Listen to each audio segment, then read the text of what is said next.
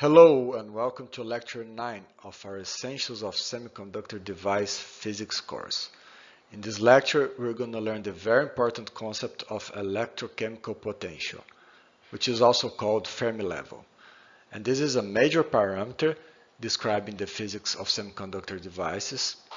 So this is a particularly important lecture, and at the end of it, we're going to see an example that captures the most essential ideas describing the physics of p-n junctions in equilibrium. So let's begin by reviewing what we learned last time. So last time we looked at the concept of diffusive equilibrium, and we learned that it's similar to the physics of thermal equilibrium. In thermal equilibrium, the two systems have the same temperature. Likewise, in diffusive equilibrium, they have the same chemical potential. And when the systems are out of thermal equilibrium, then energy flows from the system with higher temperature to the system with lower temperature. And likewise, when the systems are out of diffusive equilibrium, then particles flow from the system with higher chemical potential to the system with lower chemical potential. And we also learned that the chemical potential is intimately connected with the concentration. The higher the concentration is, the higher the chemical potential is. So we can understand the chemical potential as being a measure of the concentration of particles. That's a very useful way of understanding the chemical potential. And we also derived this expression where delta U is a variation of the energy of a system expressed in terms of variation of the entropy and of the number of particles. And we're going to come back to this expression in this lecture. In this lecture, our main goal is to learn how the chemical potential interacts with the electrostatic potential, and that will lead to the concept of Fermi level. But before we do that, we're going to look at the interaction between the chemical potential and the gravitational potential, just because this interaction is more intuitive. So that's going to pave the way for us to learn how the chemical potential interacts with the electrostatic potential. So let's begin with a very simple example where we have two systems A and B. Both of them consist of a gas of the same particle, but system A has a higher concentration than system B. And throughout the course now, we will always assume that the systems are in thermal equilibrium, so the temperatures are the same. But they are not in diffusive equilibrium. If the concentration in system A is higher than in system B, that means that the chemical potential in system A is higher than in system B. So we're assuming that they are not in diffusive equilibrium. So let's suppose that we remove this obstacle blocking the path so as to place the two systems in diffusive contact. We already know what's going to happen. In equilibrium, both chemical potentials, in other words, both concentrations, will be the same. So as soon as we remove the obstacle, particles will diffuse from A to B until the concentrations balance, until we have the same chemical potential in both systems. So in this very simple example, we already know and expect that the condition of equilibrium is that the chemical potential is constant. Now let's suppose we take one of these systems, say system A, and place it at a higher gravitational potential. What's going to happen in this case? Well, if the particles of system A are at a higher gravitational potential than the particles of system B, then they will start falling. In other words, the gradient in the gravitational potential, the difference in the gravitational potential, will cause a drift current. Recall that a drift current is the name we give to a current that is caused by a force, in this case the gravitational force. So particles will start falling from A to B. So the condition of equilibrium can no longer be that the chemical potentials are constant, because Even if the two systems start with the same chemical potential, the higher gravitational potential of system A will induce a drift current, so particles are pulled down by gravity. So there's a flux of particles from system A to B, and that will increase the concentration of particles in system B. In other words, it will increase the chemical potential of system B. And this higher chemical potential in system B will now induce a diffusion current upwards towards system A. So now we have two kinds of potential, two kinds of currents. We have the gravitational potential causing drift current downwards, and we have the chemical potential causing a diffusion current upwards. And in equilibrium, the concentrations have to stop changing. That means that the total flux must be zero. That means that the diffusion current must cancel the drift current. In other words, the sum of the currents must be zero. But if we have a diffusion current, that means that the chemical potential in system B is higher than the chemical potential of system A. So the condition of equilibrium that the currents must cancel requires that the chemical potential of system B be higher than the chemical potential of system A. But in the previous lecture, we learned that the condition that gives the most probable number of particles is the condition where the derivative of the entropy with respect to the number of particles is constant across the system, and we express this in terms of the chemical potential, which is defined in terms of this derivative. But now we've just learned that in this system where the gravitational potential is playing a role, the chemical potentials cannot be constant. They cannot be the same in equilibrium. So how can we reconcile this result with the result we obtained in the previous lecture, especially when we consider that the result we obtained in the previous lecture is very general. We did not make any assumption about details of system A and B, what the systems are, what are the energies involved. To understand what's going on, we need to recall the relation we derived in the last lecture.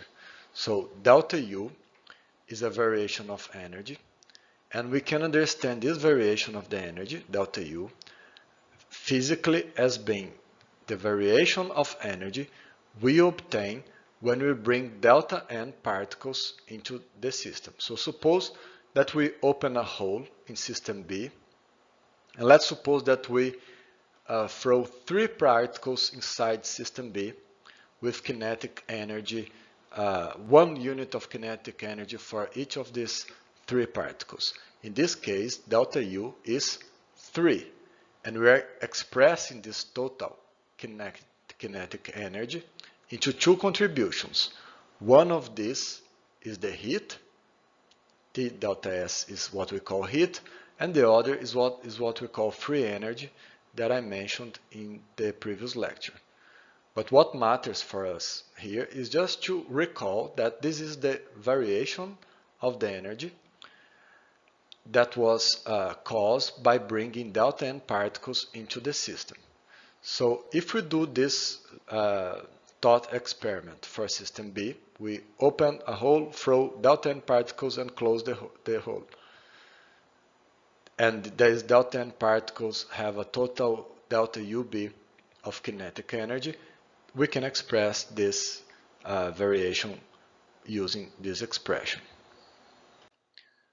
Now let's suppose we do the same experiment with the same particles with system A. And we bring again 3 particles with 1 unit of kinetic energy. Now we should expect that the variation in system A will be the same. Delta U will be 3. Except that now these 3 particles, besides having kinetic energy, they will also have gravitational potential energy. So we must include the contribution of gravity. And we know that the gravitational potential energy is the mass of the particle times the gravitational constant, the acceleration, times the height. So this is the potential energy for each particle. When we multiply by the number of particles we brought into the system, we get the contribution of gravity. So both terms depend on delta n. This term depends on the number of particles, and this term depends on the number of particles. So we can group these two terms together, forming what we call a total potential. So the total potential is the sum of the chemical potential and any other kind of potential, in this case the gravitational potential. And if we group them together, we get this expression for the variation of the energy. So what's the difference between this expression and this? It's only that here, for system B, delta U is only kinetic energy. And here for system A, delta U is kinetic energy and gravitational potential energy. So here this is just chemical potential, and here this is chemical potential plus gravitational potential. And now if you take this expression and isolate the entropy, we get this expression. And if we compare this expression with the variation of the entropy that we obtain from calculus, so recall that this comes straight from calculus, as was described in the previous lecture. So comparing the two expressions, we can readily infer that the derivative of the entropy with respect to the number of particles is identified with minus the total potential divided by the temperature. So this is the identification that we've just made. So that leads us to the conclusion that the definition of chemical potential is actually valid for the total potential. Recall that this is the term that we know that must be constant. And this term actually gives us the total potential, not only the chemical potential. When the only form of energy that is significant is kinetic energy, then this term becomes the chemical potential. But when we have other forms of energy, like gravitational potential energy, then this is the total potential, is the chemical plus the contribution of, in this example, gravity. So now we are able to understand how our current example reconciles with the general conclusion we reached in the previous lecture. So in the previous lecture, we concluded that these terms must be constant in equilibrium. And this is still valid in our example, as long as we understand these terms as involving the total potential, not only the chemical potential.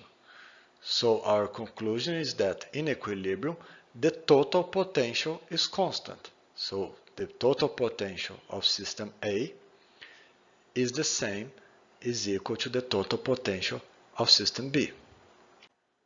And the total potential of system A is the chemical potential plus the gravitational potential. And the total potential of system B is only the chemical potential. So notice that this equality agrees with our expectation that the chemical potential of system B must be higher than the chemical potential of system A in equilibrium, because there must be a diffusion current going upwards. But this equality is also telling us that the difference in the chemical potentials, in other words, μB minus μA, exactly compensates for the higher gravitational potential of system A. So this term minus this term is this term. The difference in chemical potentials compensates the difference in gravitational potential, so as to lead to the equality of the total potential. So the total potential is constant. So notice that neither the chemical potentials nor the gravitational potentials are constant. We still have a difference in chemical potential, we still have a diffusion current going upwards. We still have a difference in gravitational potential, we still have a drift current going downwards. But the total current is zero, and the total potential is constant in equilibrium. So it is very important to keep this in mind. It is only the total potential that is constant. Right, so now we're going to move to the main job of this lecture, which is the description of the interaction between chemical and electrostatic potentials. And to do that, we're going to consider a system consisting of a gas of free electrons. Gas of free electrons is the system of interest in the physics of semiconductor devices. And these black balls represent electrons. So what is the main difference between a gas of electrons, like we're treating now, and a general gas of particles, like we have just treated? Well, electrons have charge, and the fact that now we are dealing with a gas of charged particles, that will change the dynamics of equilibrium. So the dynamics now will be different from the dynamics we just learned for gas without charge. Okay, but we need to keep in mind that even though we are treating a system consisting of charged particles, the system itself is not charged. The system is neutral. Both system A and B are neutral. That means that the net charge of system B is zero. This is similar to the case of a metal, for example. In a metal there is a gas of free electrons, so electrons are moving around in the metal, but the net charge of a metal is zero, because for each electron there is a proton making up for the negative charge of the electron, so that the net charge is zero. And it's the same case here. So there is an underlying atomic structure in the system, and this underlying atomic structure compensates the charge of the electron. So the net charge is zero for both system B and for system A. And we're going to consider that the concentration of electrons in system B is higher than in system A. So the chemical potential of the gas in system B is higher than in system A. We're going to call the chemical potential of system A mu, and the chemical potential of system B, we're going to call it mu, the same as A, plus a difference, plus a mu naught. So mu naught represents the difference between the chemical potential of system B and A. So if the chemical potential of the gas of free electrons of system B is higher than the chemical potential of the gas of free electrons of system A, then there will be a diffusion of electrons from system B to system A. So electrons flow by diffusion from system B to system A. Now, when we were dealing with a gas of particles that did not carry charge, we saw that in equilibrium, the concentrations, the chemical potentials, would be the same. But this is not what happens when the particles carry charge. So this condition of equilibrium is not met in this system. The concentrations will not be the same in equilibrium. So to understand why in equilibrium the chemical potentials will not be constant, we need to recall that initially the two systems were neutral. But if system B was neutral, but then lost electrons due to diffusion to system A, so system B now is no longer neutral. Now there is a positive net charge accumulated in system B because a few of its electrons diffused to system A. And likewise, there will be a net negative charge accumulation in system A because it received some electrons from system B that flowed due to diffusion. But if there is a net charge in system B and a net charge in system A, there will be an electric field created by this charge. So this is an internal electric field represented by these blue arrows pointing from system B to A because system B has positive charge. This is just like the electric field in a capacitor. You can think of the effect of the diffusion as creating a small internal capacitor between the two systems. So the diffusion creates the net charge. The net charge creates an electric field. So there is associated with this electric field an electrostatic potential difference between the two systems. But if there is a force, the electric field causes a force in the particles, in the electrons. So if there is a force, if there is another potential playing a role, in this case the electrostatic potential associated with the electric field, then there will be a drift. So electrons now will move from A to B due to drift caused by the electric field.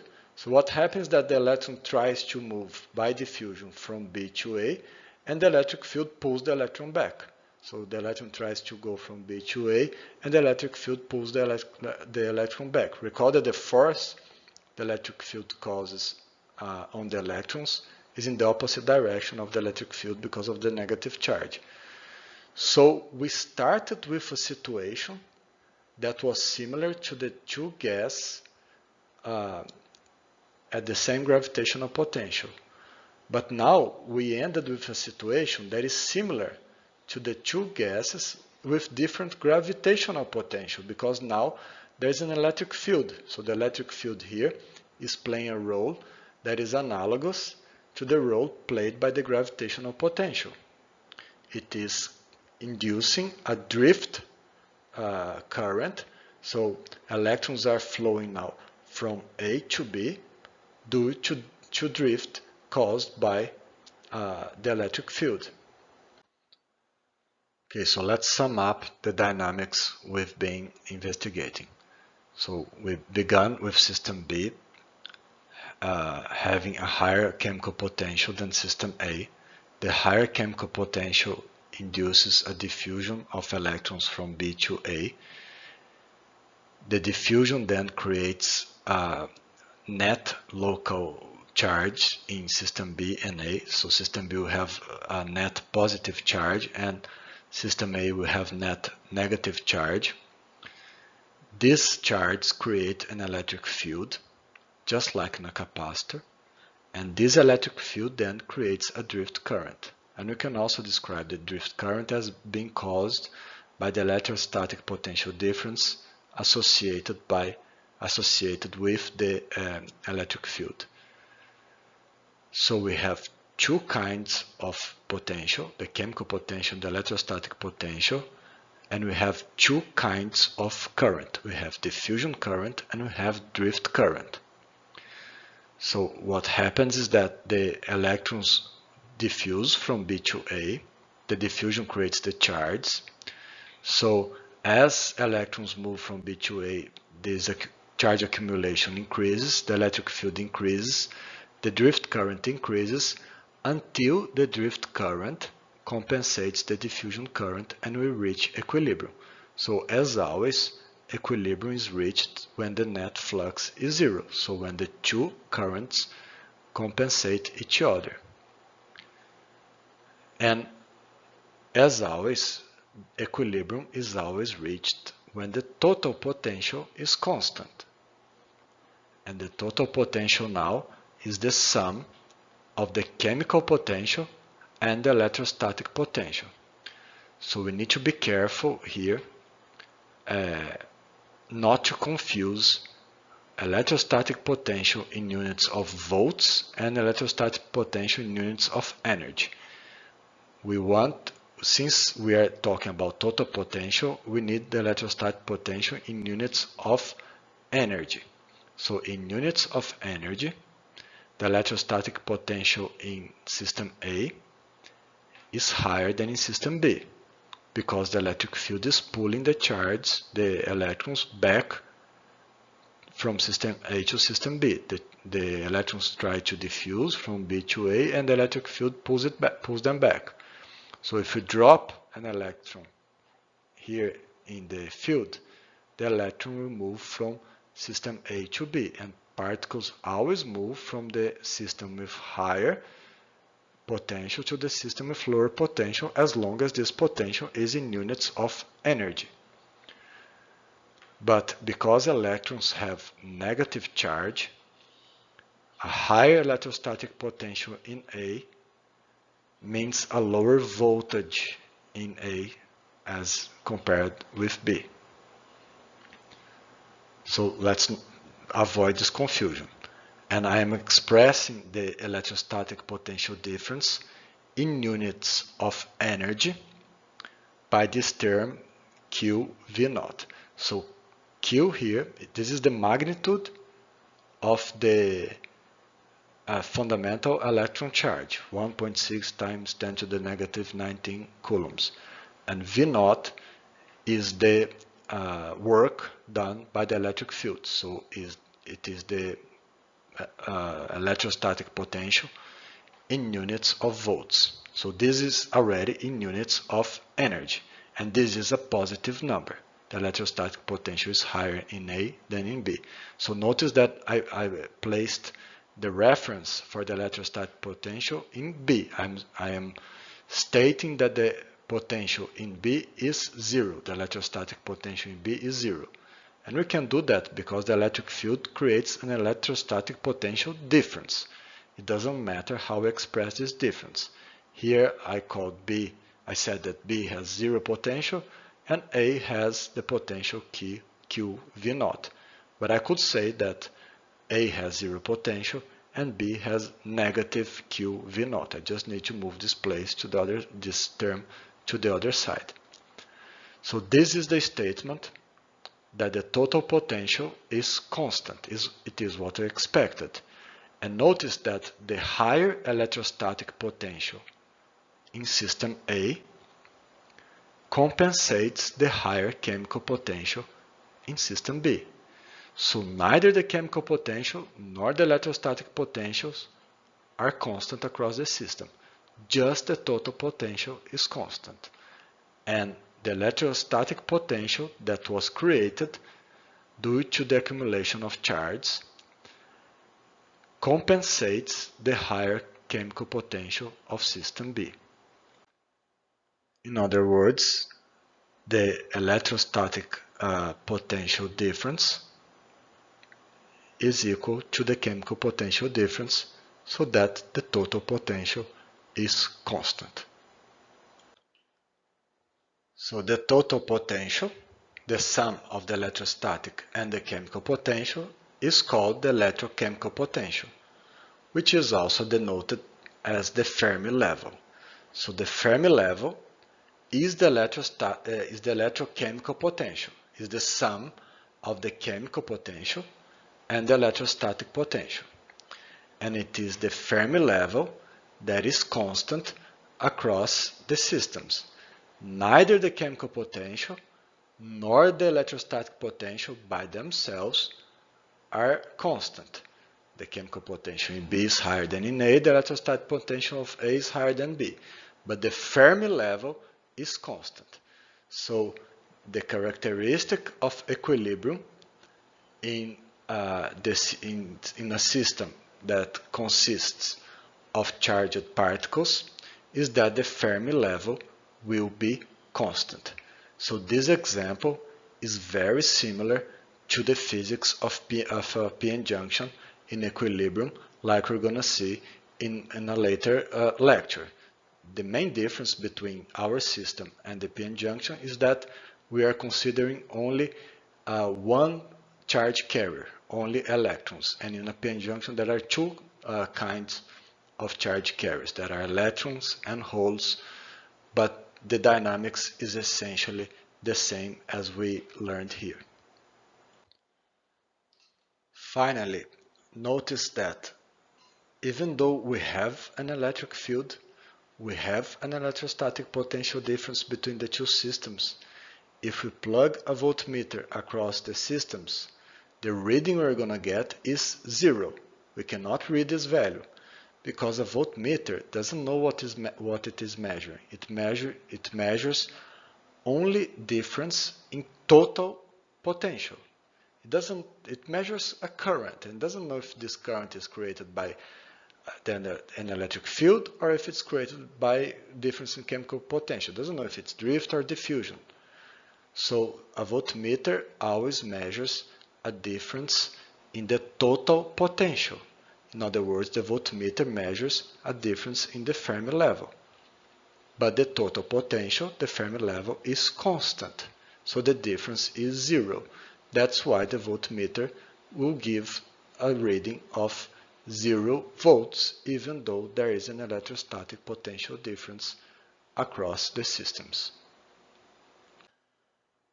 Okay, so with that, we conclude this lecture. We conclude the introduction of the concept of electrochemical potential and Fermi level.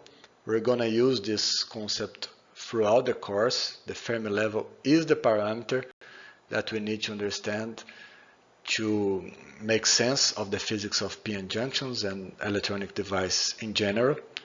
But next time, we're going to come back to the partition function to include the situation where the systems are in diffusive contact. And that will lead to the famous Gibbs sum. So I see you the next time. Bye bye.